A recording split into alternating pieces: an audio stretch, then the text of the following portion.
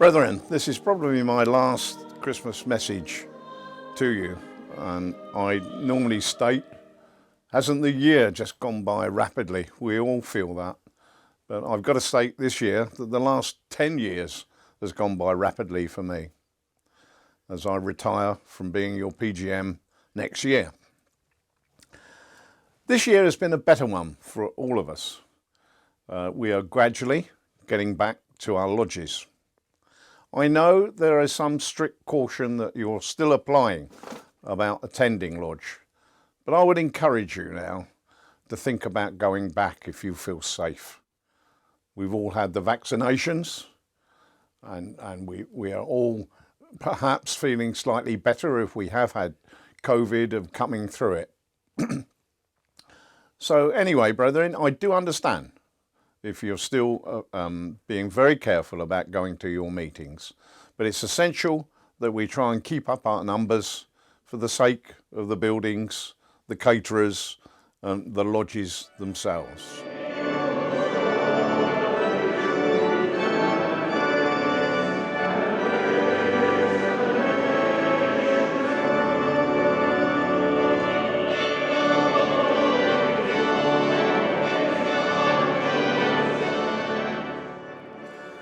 Brethren, on the 14th of December, at the next quarterly meeting in London, the programme master is going to launch what's known as his strategy.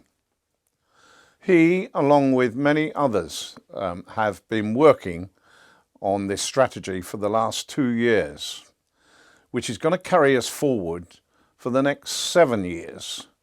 Within it are a lot of the initiatives that we are already applying. But I would ask you, please, take some time to read that strategy. Each of you will be getting a copy eventually, probably in the new year. And I would encourage you to read it and apply what you think is sensible from it for your lodges and your centres. At least we have something now that we can work to and carry Freemasonry forward. One of the main themes of it is membership. We're encouraged to go out there and find people that we think are friends, amongst somebody acquaintances at work, that you think will be suitable to become good Masons. And we only want to look for good quality and good men. And we've had several of these that have applied themselves, and they've turned out to be tremendous benefit to our order. So there's nothing wrong in doing that these days, brethren, and I would encourage you to do so.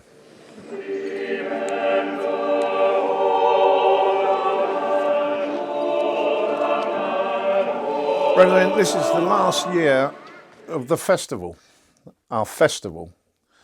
Wonderful term, that is. It rings in our ears like you imagine a festival in Brazil, doesn't it? I can imagine all the fun we're going to have at the end of the festival on the 3rd of March. But it's not the last year in a sense, it's the last months. It's only going to be about another 3 months and it finishes. Can I encourage those of you? I know it's getting near Christmas and funds are probably pretty tight, but can I encourage you just to spare anything that you can to just get us to a certain figure before we end the term of this festival. So many people have worked hard on your behalf, including the MCF itself, but I really want to thank our chairman of the festival, Worshipful Brother Peter Keaty. He's been a fantastic chairman who's inspired the team to raise funds and inspired lodges and yourselves. And I want to thank those who work closest to him, and that's Worshipful Brother Reuben Ayres, our charity steward, and Worshipful Brother Walker Lapthorne, the secretary. Please, brethren, make this an event that we can be proud of, because I'm proud of you, and you know that we need to raise this money because tremendous amounts come back to this province, more than we are going to put in.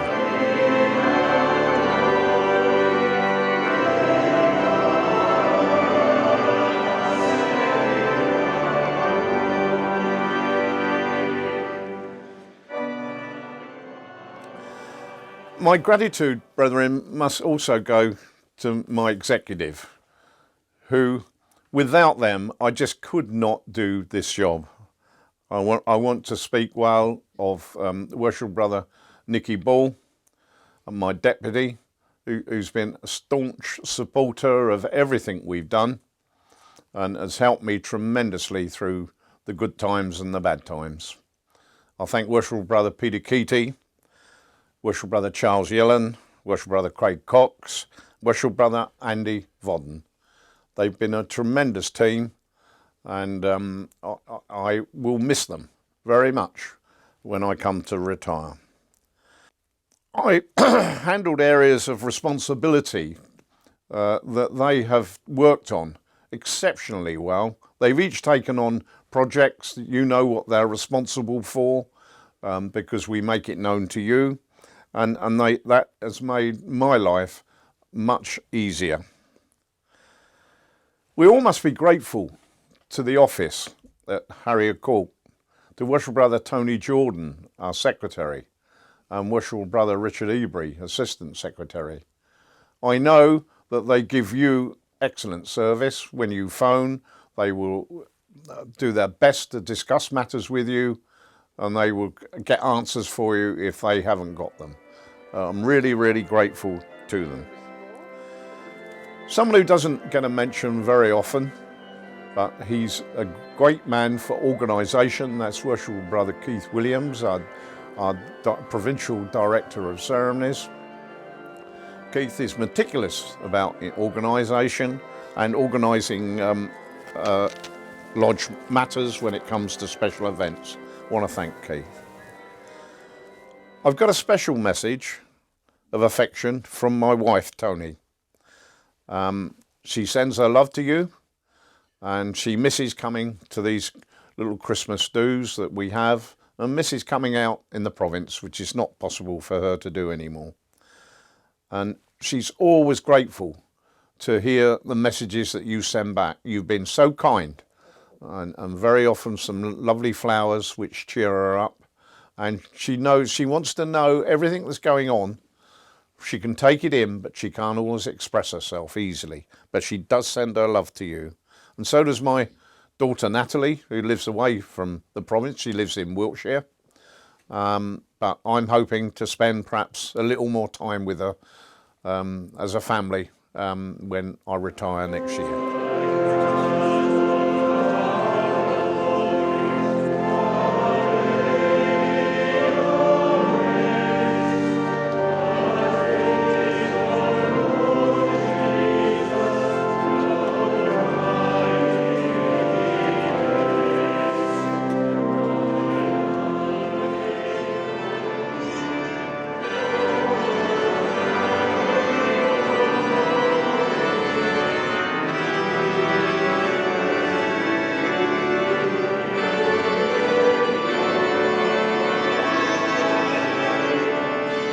I want to thank you all for the support that you've given me over the last 10 years.